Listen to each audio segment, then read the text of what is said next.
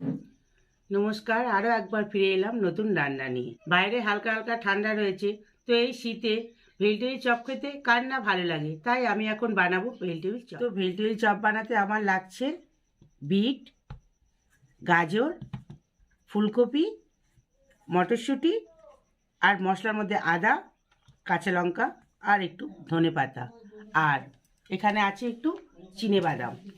Bhelpuri chop বানাতে এতগুলো সবজি লাগে না, কিন্তু আমি দিচ্ছি এখানে বাড়ির বাচ্চারা অনেকে সবজি খেতে চায় না।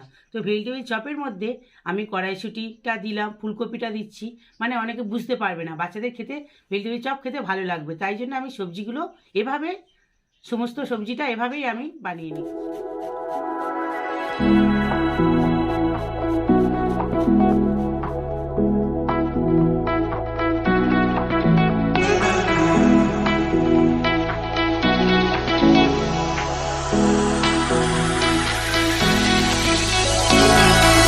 Cause those hands and legs can't stop me.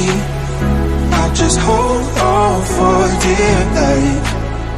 Yeah, I can't give up this feeling that I get when looking down from the sky. Now with you, now with you, I'm with you.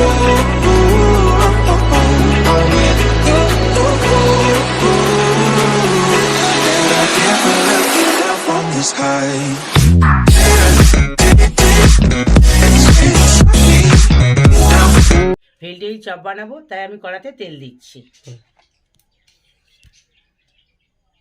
তেলে আমি এখন চিনে বাদামগুলো দিয়ে দিচ্ছি।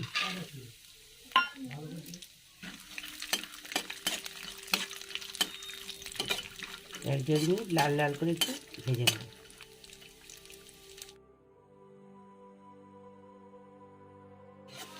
লাল লাল করে ভাজা আমার হয়ে গেছে, তাই আমি বাদামগুলি তুলে নেব।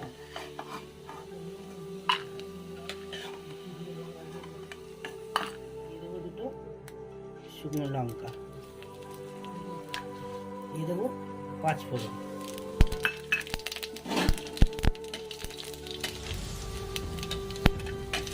কাঁচা লঙ্কা দিয়ে দিয়েছি, কাঁচা লঙ্কা, আদা,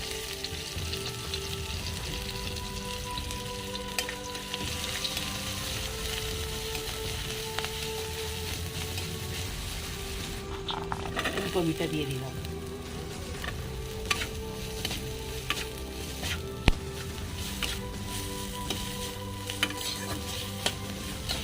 ভাজা ভাজা আমার হয়ে গেছে, তাই আমি দিয়ে দেবো বিটটা।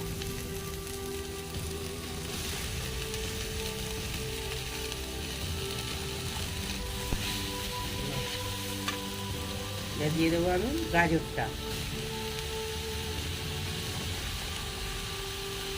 কড়াইশুঁটিটাও দিয়ে দিচ্ছি আমি কড়াইশুঁটিটা।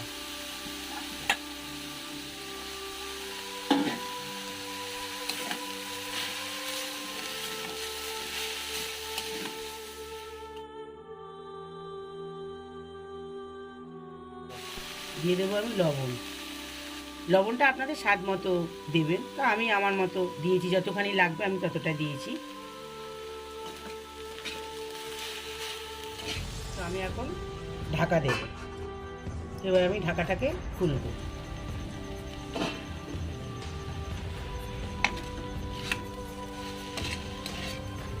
এখানে ভাজা ভাজা অর্ধেকটা হয়ে গেছে।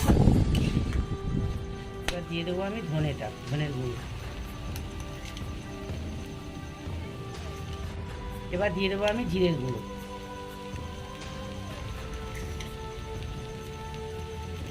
এবার দিয়ে দেবো আমি গোলমরিচের গুঁড়ো 1 চামচ।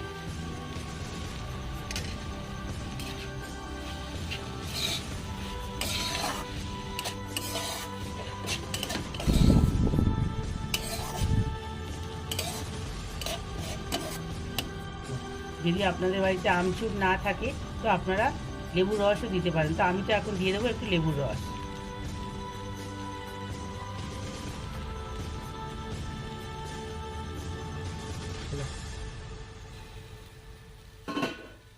আমার সিদ্ধ হয়ে এসেছে, সিদ্ধ হয়ে গেছে। এবার আমি দিয়ে দেবো সিদ্ধ আলুটা।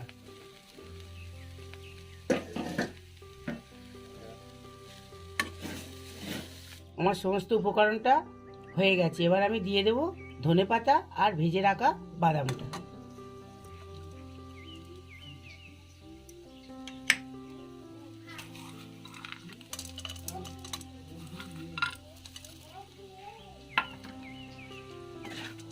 দিয়ে হালকা করে একটু নাড়াচাড়া করে নেব।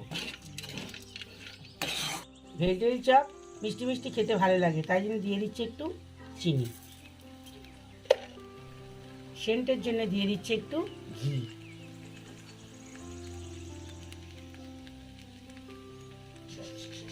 দিয়ে দিচ্ছি আমি গরম মশলা।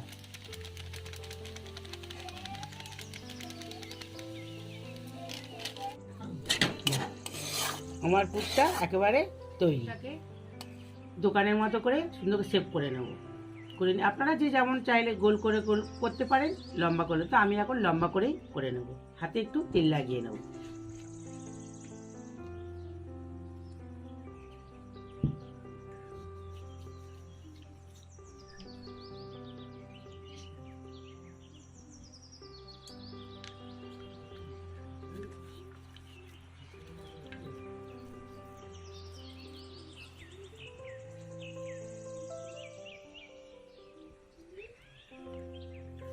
এবার আমি ভেঙে নেব ডিমটা।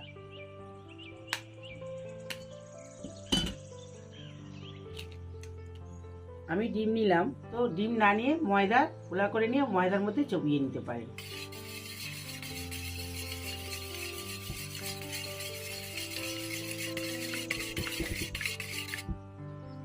তো আমি এটাকে আগে নিয়ে ময়দার মধ্যে দেব।